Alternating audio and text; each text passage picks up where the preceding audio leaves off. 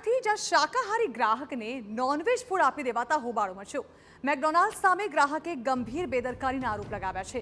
McDonald's પર ગ્રાહકે છેતરવાનો આરોપ મૂક્યો છે। કર્મચારીએ વેજ નગેટ્સના બદલે ચિકન નગેટ્સ આપ્યાનો આરોપ છે। શાકાહારી ગ્રાહકને ભૂલથી ચિકન નગેટ્સ ખવડાવતા લાગણી દુભાઈ છે। ગ્રાહકે સમગ્ર વિવાદનો વિડીયો બનાવીને વાયરલ કર્યો છે। જો કે વાયરલ વિડીયોની TV9 નથી કરતું પુષ્ટિ।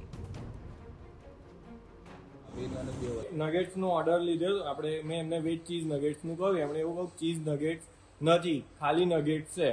મેં પોટેટો નગેટ્સ સમજીને ઓર્ડર કર્યો, મેં સમજીને ખાઈ લીધું। ઘરે જઈને જોયું તો ચિકન નગેટ્સ હતા। આજે 11 હતી, 11ને દિવસે મારો ધર્મભ્રષ્ટ કર્યો છે મેકડોનાલ્ડ્સે। ગ્રાહકનો આરોપ છે કે તેણે વેજ નગેટ્સનો ઓર્ડર આપ્યો હતો, પરંતુ સ્ટાફ દ્વારા વેજ કે નોનવેજનો ખુલાસો કરાયો નહોતો। બિલ પર પણ નગેટ્સ વેજ છે કે નોનવેજ તે અંગે લખાયું નહોતું।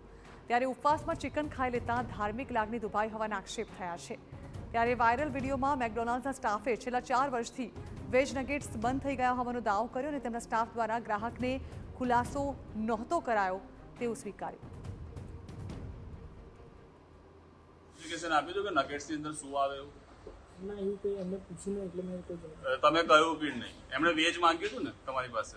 ના, એવું સ્પેસિફિક નતું કર્યું કે વેજ ચીઝ બોલ્યા નતા ના, ભાઈ? એવું કશું નહીં। ભાઈ તમે વેજ ચીઝ બોલ્યા હતા ચીઝ ને? નગેટ્સ બોલ્યા હતા ને તમારી પાસે બિલ તો આપ્યું હશે ને તમને? બિલ આવી રહ્યું। સર, એમને કીધું જ નહીં કે વેજ નગેટ ઓનલી નોનવેજ જ આવે છે। તમે એમને એવું કહ્યું હતું છેલ્લા 4 કે વર્ષથી નગેટ નોનવેજ જ મળે છે। હું શું પૂછું, તમે એમને કહ્યું હતું કે નગેટ્સ ખાલી નોનવેજ જ આવે છે એવું કહ્યું હતું? બોલો ભાઈ, કહ્યું હતું? જોકે વિવાદ વકરતા મેકડોનાલ્ડ્સના શિફ્ટ મેનેજરે માફી માંગી અને ગ્રાહક તેમજ સ્ટાફ વચ્ચે વાતચીત દરમિયાન ભૂલ થઈ ગઈ હોવાનું કબૂલ્યું છે। એ રીતે તો અમે નહીં કરતા, પણ ભૂલ થઈ છે કે વેજ કસ્ટમરને નોનવેજ આપી દીધું, ખરેખર બહુ મોટી ભૂલ છે।